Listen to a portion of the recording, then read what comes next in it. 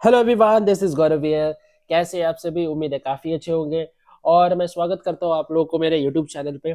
तो इस वीडियो में हम लोग बात करने वाला हूँ कि कैसे कैसे कैसे क्या क्या क्या क्या कुछ नहीं। देखो, इंग्लिश कोर का जो आप लोग का एग्जाम होने वाला है 13 और 14 फरवरी को, चाहे आप आर्ट सिस्टम के बच्चे हो, कॉमर्स सिस्टम के बच्चे हो या साइंस स्ट्रीम के बच्चे हो, और अगर आपका एग्जाम है 13 तारीख और 14 तारीख को फरवरी का इंग्लिश कोर का, तो आप लोग के लिए ये वीडियो बहुत ज्यादा बेनिफिशियल होने वाला है, क्योंकि इसमें हम लोग करेंगे ढेर सारा सवाल और वो भी इंपॉर्टेंट एमसीक्यूज। ठीक है, चलो। तो बिना देर के हुए वीडियो को शुरू करते हैं। और इस वीडियो में हम लोग करने वाले हैं बेसिकली ग्रामर वाला, बहुत सारा क्वेश्चंस करने वाले हैं। ठीक है, ग्रामर वाला। और एक ग्रामर वाला जो क्वेश्चंस आता है ना, मल्टीपल चॉइस क्वेश्चंस, वो मल्टीपल चॉइस क्वेश्चन का एक अलग से मैं करवाऊंगा। ठीक है, इसमें से कि जैसे कि हम लोग 6 से 8 क्वेश्चन करेंगे किसका, ग्रामर वाला पोर्शन का। ठीक है, और एक अलग से सेपरेट सा वीडियो लाऊंगा जिसमें कम से कम 50 सवाल करवाएंगे एमसीक्यूज में। ठीक है, ग्रामर वाला, यानी जैसे नोटिस राइटिंग वाला एमसीक्यू, आर्टिकल राइटिंग वाला एमसीक्यू, उसमें कैसे कैसे सवाल आता है। ठीक है, हाँ, चलो।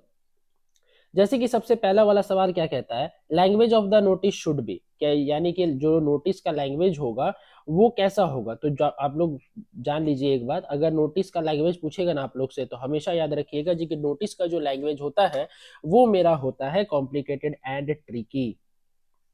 ठीक है, ऐसा नहीं सर, कॉम्प्लिकेटेड एंड ट्रिकी नहीं होता है, तो क्या होता है बताओ?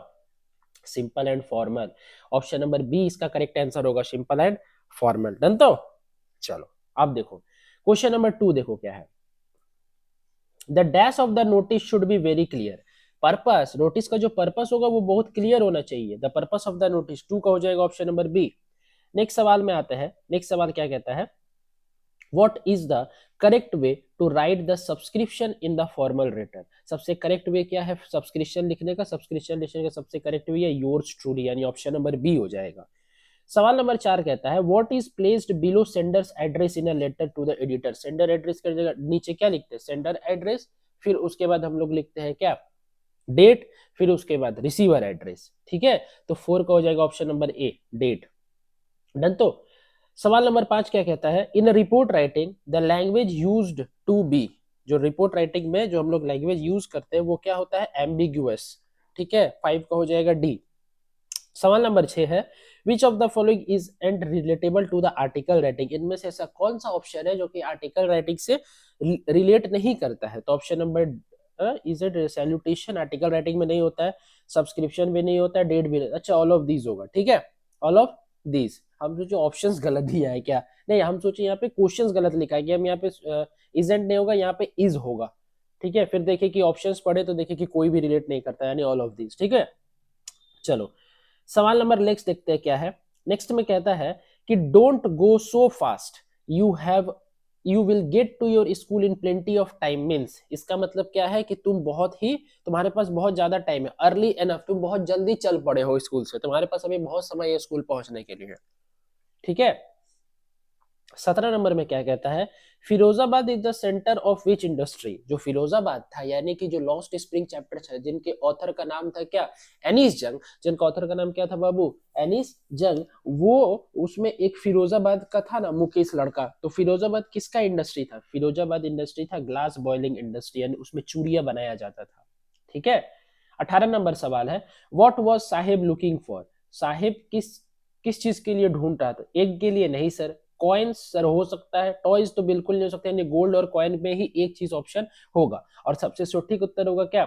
सबसे सटीक उत्तर होगा गोल्ड, कॉइन्स भी नहीं होगा। डन तो हाँ, क्योंकि स्क्राउजिंग फॉर गोल्ड, वो ढूंढता था गोल्ड, क्योंकि पैसा उन लोगों के लिए गोल्ड था, क्योंकि पैसा था नहीं, गरीब था वो लोग। ठीक है, नेक्स्ट क्वेश्चन क्या है, who insist on being his own master. ठीक है, कौन चाहता था कि मेरा मास्टर यानी मेरा मालिक हम खुद ही बने? वो चाहता था मुकेश। लेकिन साहिब क्या हुआ, बाद में दूसरा का दुकान में, एक चाय दुकान में काम करने लगा। और इसी में बाद में जो नरेटर है वो उससे कहती है कि जो केन है, ऐसा केन होता है ना, तो जो केन है, वो जो बैग था, वो जो कचरा चुनने वाला बैग था, वो भले ही साहिब का था, लेकिन जो केन है वो उसका नहीं रह करके किसका है? केन टी स्टॉल वाले का। ठीक है, नेक्स्ट क्वेश्चन क्या है, Sahib muttering and looking away suggest his. Sahib क्या हुआ? मड़मड़ किया। मड़मड़ का मतलब होता है कि बड़बड़ाया। ठीक है, और looking away suggest his excitement. 20 का हो जाएगा option number C. 21 all we have to fear is fear itself, who said this. ठीक है, डर कुछ नहीं होता है, जो हम लोग सोचते हैं वही हम लोग का डर होता है, दिमाग में हम लोग का वही बैठ जाता है। प्रेसिडेंट रूजवेल्ट, आप लोग को कहीं भी दिखे all we have to fear is fear itself, आप लोग तुरंत मारना है प्रेसिडेंट रूजवेल्ट पे। ठीक है, देखो इसमें अगर हम टीचर होते हैं ना, अगर हम सवाल बनाते तो हम सब तीनों ऑप्शन में, और जो बचा हुआ तीनों ऑप्शन उसमें प्रेसिडेंट घुसेड़ देते, president Cleveland, president Roosevelt, president Geneva land, कुछ भी करके बस प्रेसिडेंट ही डाल देते ताकि बच्चा कंफ्यूज होवे। ठीक है, ये तो सवाल आसान है कि सर प्रेसिडेंट दिखा सर, अब प्रेसिडेंट का आगे नाम क्या दिखा पता नहीं, इसलिए पूरा नाम याद करके प्रेसिडेंट रूजवेल्ट। डन तो हाँ।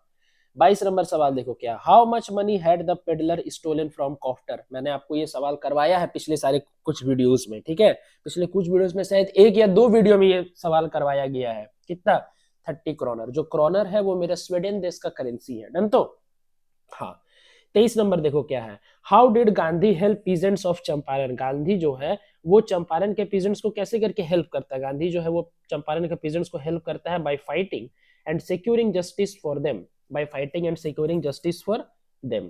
ठीक है, चलो 24 नंबर सवाल, who offered shelter to the peddler. ठीक है, कौन पेडलर को शेल्टर ऑफर किया था, एन ओल्ड क्रॉफ्टर। यानी जो 24 का हो जाएगा ऑप्शन नंबर डी की जो ओल्ड क्रॉफ्टर था वो लोग क्या रात में एम जोलिस खेलेगा।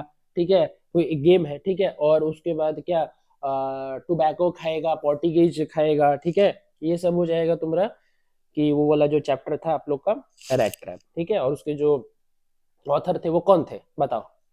चलो एक काम करो, ऑथर का नाम कमेंट बॉक्स में कमेंट करना तो सबको मिल करके। ठीक है, कौन कौन सही आंसर देता है देखते हैं, समझ गया ना।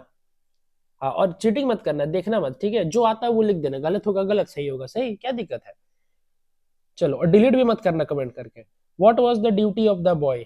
जो बॉय था यानी जो जेमिनी स्टूडियो में जो बॉय था वो उसका काम क्या था, उसका काम था to paint faces of crowd players. ठीक है, उसके बाद नहीं नहीं नहीं नहीं 25 का ऑप्शन नंबर ए होगा, 25 का ऑप्शन नंबर ए होगा।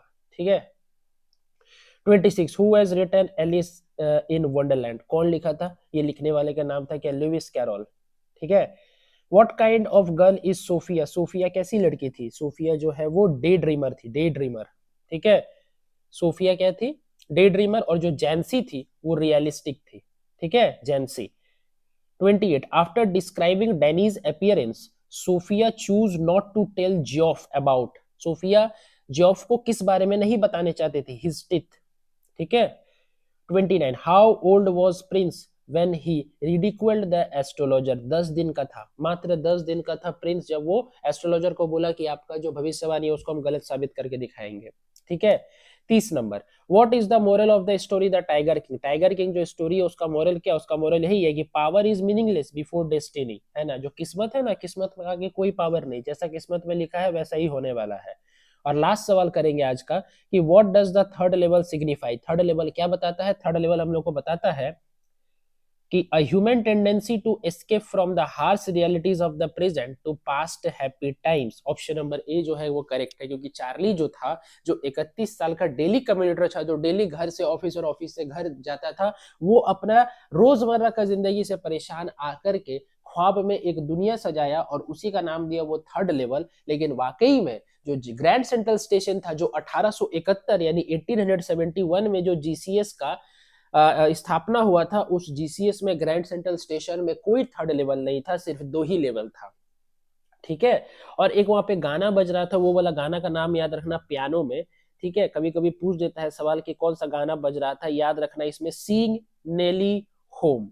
ठीक है, जो गेल्सबर्ग इलिनॉइस में बता रहा था ना श्याम की गाना बज रहा है, और वो लेटर लिखा था और लेटर के अंदर ही गाना लिखा हुआ था सीइंग नेली होम। सब कोई गाना बजाना कर रहा है, लेमोनेड पार्टी हो रहा है। ठीक है, नींबू पानी का पार्टी हो रहा है। ऐसा जो श्याम था जब वो थर्ड लेवल चला गया था तो वो जब उसको लेटर लिख करके दिया था, उस लेटर में लिखा है ये वाला गाना। ठीक है, सीइंग नेली होम, ये वाला चीज याद रखिएगा। डन तो चलिए, आई होप आप लोगों को वीडियो पसंद आया होगा। वीडियो पसंद आए तो वीडियो को लाइक कीजिएगा, मेरे चैनल में नहीं हो तो प्लीज चैनल को सब्सक्राइब कर दो, क्योंकि जैसे जैसे एग्जाम नजदीक आते जाएगा मैं आप लोगों के लिए इंपॉर्टेंट कंटेंट लाऊंगा और इंपॉर्टेंट क्वेश्चंस आंसर एमसीक्यू सारा कुछ करवाऊंगा। और सारे दोस्तों तक शेयर करना अपने, चाहे वो आर्ट्स के बच्चे हो, कॉमर्स के बच्चे हो या साइंस के बच्चे हो, इंग्लिश कोर्स सबका होता है। ठीक है, तो चलिए मिलते हैं नेक्स्ट वीडियो में, तब तक के लिए बाय बाय, टेक केयर, घर में अच्छे से पढ़ते रहो, स्वस्थ रहो।